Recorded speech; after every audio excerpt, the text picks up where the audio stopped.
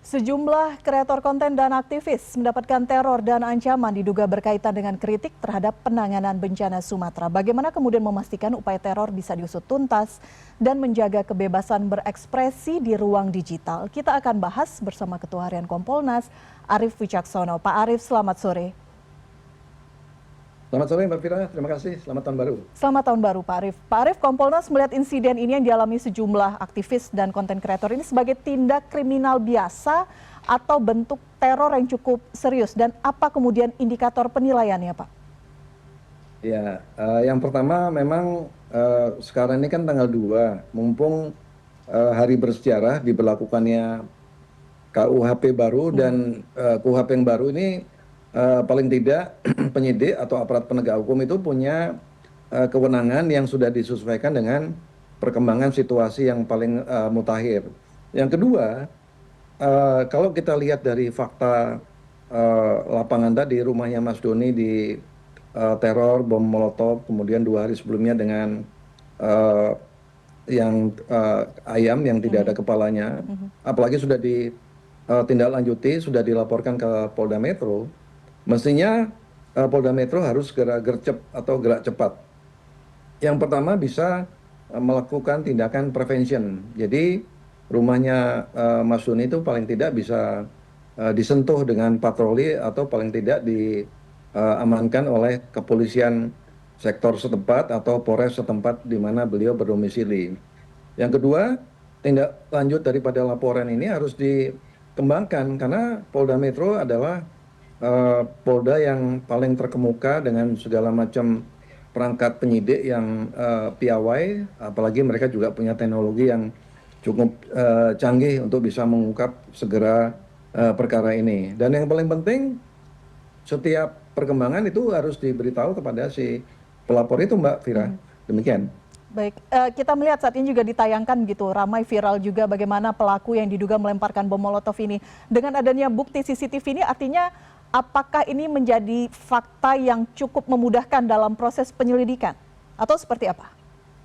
Ya, semestinya demikian. Apalagi tadi di CCTV terlihat jelas ada 2 orang melempar, barang buktinya sendiri juga sempat hampir menyala, hampir mengenai mobil, kena tembok, jatuh hampir mengenai mobil. Itu kan juga bukti fisik yang cukup berarti, bisa dilihat dengan segala macam teknologi penyidikan, ya entah dengan dinamakan crime scene investigation atau seperti apa, seperti jenis daripada bom molotov itu sendiri, bahannya dari apa, kemudian di situ kan dia sudah dipegang kan pasti ada sidik jarinya itu.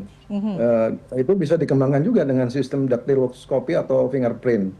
Kemudian yang lebih penting lagi, kalau ditelisik ke belakang, itu harus dianalisa juga oleh penyidik. Kenapa kok Doni tanpa angin, tanpa hujan kok tahu-tahu di teror seperti itu? Apakah ada hal-hal yang menyebabkan itu terjadi? Kalau kita lihat tadi kan disebutkan Doni itu kan semacam konten kreator atau influencer. Nah mungkin kita bisa lihat kaitannya, karena ini berkaitan dengan motif. Apa yang sudah diposting oleh Mas Doni ini kira-kira mengekspresikan sesuatu pendapat yang mungkin ada yang tidak suka dengan pendapat itu. Jadi dari segala sisi, baik dari olah TKP itu sendiri, termasuk apa yang dilakukan oleh Mas Doni beberapa hari belakangan sebelum kejadian terjadi, itu harus ditelisik, harus diusut. Demikian Mbak Fira. Oke, Pak Arief, ini kan momennya hampir bersamaan gitu ya. Selain DJ Doni ada konten kreator lainnya, Shirley, dan juga ada aktivis Greenpeace gitu, Iqbal Damanik yang juga mendapatkan teror ataupun ancaman serupa. Menurut Anda ini berkaitan atau seperti apa? Untuk bisa dikatakan berkaitan atau seperti apa, itu harus dibuktikan dengan hasil lidik. Kita tidak boleh menduga-duga, tidak boleh berandai-andai. Harus diserahkan sepenuhnya kepada penyidik. Nah, maksud kami, mestinya kalau mereka, Mbak Shirley sama aktivis dari Greenpeace atau Mas Doni itu sendiri, itu dilihat motifnya seperti apa, apakah mereka punya postingan yang menyinggung ada pihak-pihak yang mungkin merasa tidak nyaman atas ekspresi dari Mas Doni, Mbak Shirley sama aktivis Greenpeace tadi. Sepatutnya dalam era sekarang itu diberikan feedback ekspresi yang serupa dengan perbuatan-perbuatan teror itu sendiri. Karena kan kita ini kan di alam demokrasi ya, di alam demokrasi sepanjang Mas Doni, kemudian Mbak Sherly sama aktivis Greenpeace tadi itu melaksanakan ekspresi mengkritik segala macam itu boleh-boleh saja, tetapi karena kita masih hidup di alam ketimuran itu paling tidak mereka harus ada batas-batas yang jangan sampai membuat beberapa pihak itu merasa tersudutkan. Paling tidak demikian. Ya, begitu Mbak Fira. Jadi bisa dikatakan ini kemudian memang ada kaitannya dan himbauan Kompolnas bagi mungkin mereka yang memberikan catatan kritis atau kritikan terhadap pihak manapun itu harus lebih berhati-hati atau seperti apa Pak? Karena ini menjadi kekhawatiran ada ancaman kebebasan berekspresi di ruang digital.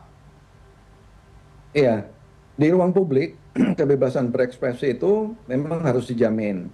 Nah kebetulan kemarin pada waktu rilis akhir tahun Polda Metro, kami juga sempat ketemu dengan Pak Kapolda, Dirkrimsus, Dirnarkoba, Irwasum, Dirkrimum, dan para petinggi PJU Polda Metro Jaya. Kami juga sempat mengucapkan selamat atas pencapaian mereka, tetapi dengan adanya kejadian ini, mereka juga harus mengerahkan segenap upaya agar bisa tercapai kepercayaan publik seperti yang mereka paparkan rilis akhir tahun kemarin itu. Nah, kepercayaan publik itu bisa dibuktikan dengan mereka bisa mengusut tuntas kejadian yang baru-baru ini terjadi. Tadi seperti kami katakan, TKP jelas, barang bukti jelas, kemudian motif bisa ditelusuri dari apa yang tiga pihak aktivis ini lakukan. Kami kira kalau ada niat yang benar itu, yang sungguh-sungguh itu tidak sulit untuk diungkap, begitu Mbak Fira. Ya, karena kepercayaan publik itu sekarang yang kemudian harus dijaga dan kita melihat ada beberapa kasus sebelumnya, misalnya ancaman dan teror yang dialami oleh salah satu media dan jurnalisnya. Hingga saat ini juga belum terungkap. Bagaimana kemudian memastikan bahwa dalam kasus ini yang mungkin memiliki, saya tidak tahu, pola serupa atau mirip karena terkait dengan ancaman dan teror ini bisa diungkap dengan tuntas? Ya, itulah sebabnya ada ruang kesempatan bagi penyelidik atau penyidik itu untuk bisa mengkonfirmasi, mengklarifikasi kepada para saksi yang ada di lingkungan kediaman atau TKP dari ketiga aktivis tersebut. Kemudian Mbak Sherly, Mas Doni dengan aktivis Greenpeace itu sendiri bisa diundang, bisa dipanggil untuk diadakan pendalaman. Dalam arti kata mereka secara psikologis itu akan merasa terayumi karena sudah dilangkahkan oleh penyelidik atau penyidik. Nah, untuk bisa mengungkap lebih jauh, tentunya tidak kurang dan tidak lebih daripada kegiatan mereka itu, Mbak. Nah, ini pasti akan menimbulkan suatu kepercayaan publik.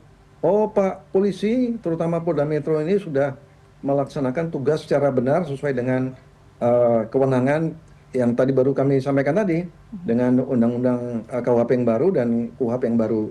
Demikian Mbak Fira. Baik, Pak Arief, terakhir jika kemudian dalam waktu dekat kasus ini belum terungkap, apakah kemudian ada langkah korektif mungkin dari Kompolnas untuk memastikan bahwa ini bisa terungkap dengan tuntas atau melakukan langkah korektif tertentu seperti apa Pak Arief?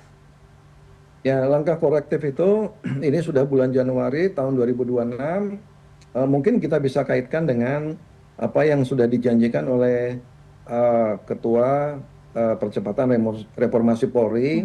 Jadi mereka akan memberikan suatu rekomendasi kepada Bapak Presiden seperti apa Polri ini akan diperdayakan untuk bisa perform maksimal, termasuk juga unsur-unsur pengawasan.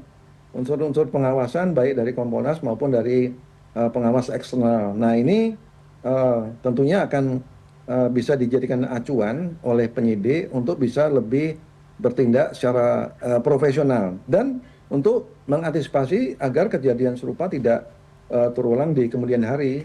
Demikian Mbak Elvira. Baik, karena ini menjadi suatu insiden tersendiri karena kita tahu kebebasan berekspresi di ruang digital ini perlu dijaga juga karena kita adalah negara demokrasi. Pak Arief, terima kasih Pak, kita akan kawal bersama kasus ini. Selamat sore, salam sehat selalu. Terima kasih, selamat sore.